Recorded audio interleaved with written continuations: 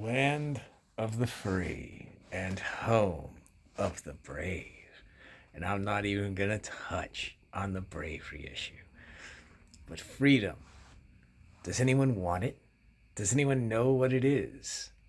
Because the things I see people in public say, the things I hear people say on television, the things I read on the interwebs, people do not want freedom. In fact, they want the opposite.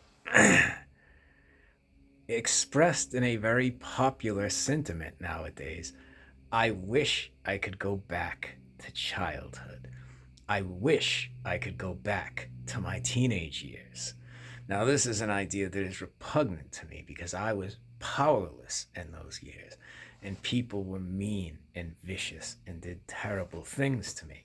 So when someone says, I wish I could go back to childhood, I don't even want to think about it. This is important in a second. But to most people, their childhood and their teenage years, when they were responsible, not even for themselves, they were told what to do, and the rest of the day they could do what they wanted. They were free through slavery. And that's what that idea is. That's what people mean when they say slavery is freedom. Being told what to do can free a person.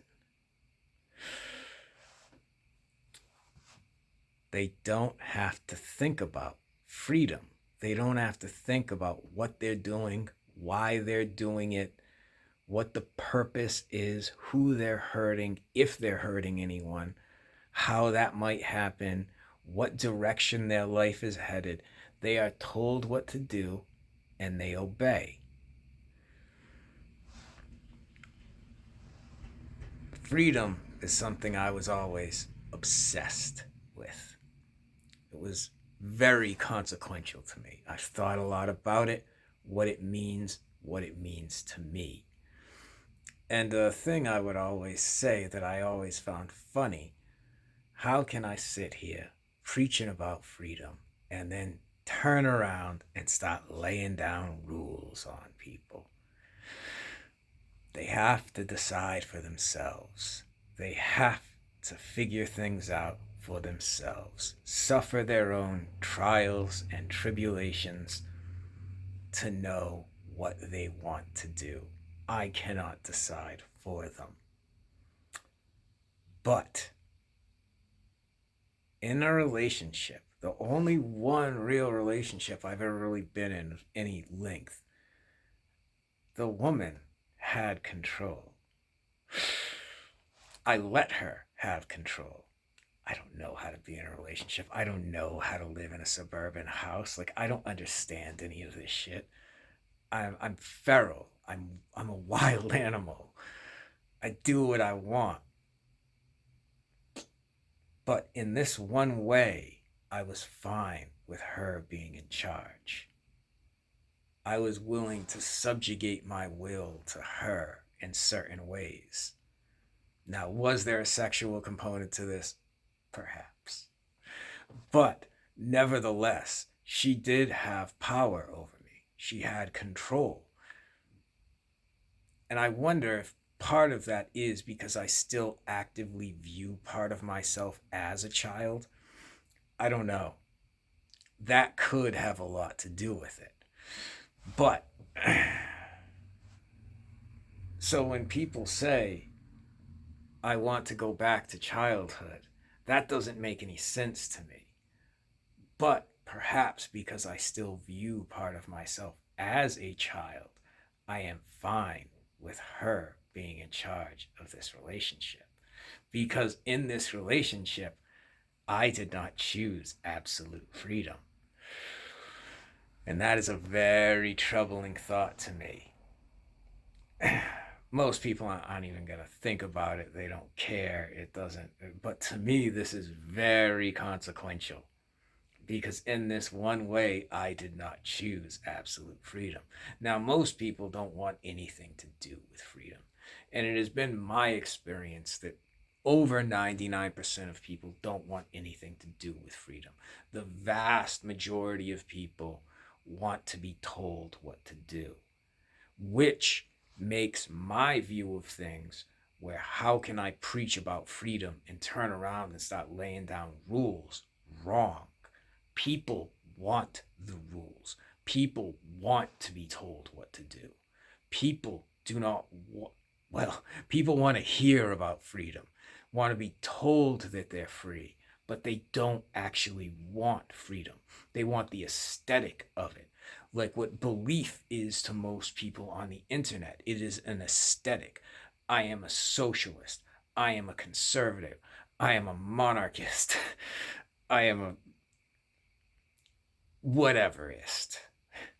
They like to think about themselves in these terms, but they don't like to live out what would make you that. How you would become that by action, by imposing your will and becoming that. They want to think about themselves as that, but they don't actually want to be that. They want the aesthetic of it. And most people want the aesthetic of freedom without being free. This has been my experience. But then, in that one way, I did not choose absolute freedom either. The world is a complicated place. What does it mean? I don't know. What can you do with it? I don't know. I just thought it was interesting. I'd probably have more to say about it, but I'm real excited about something else. I could finally go running again this morning, and even though I only ran like 6 miles, I had torn my calf in half, and I know it rhymes, and I hate it every time I say it. And that rhymed too. Oh no. Oh no.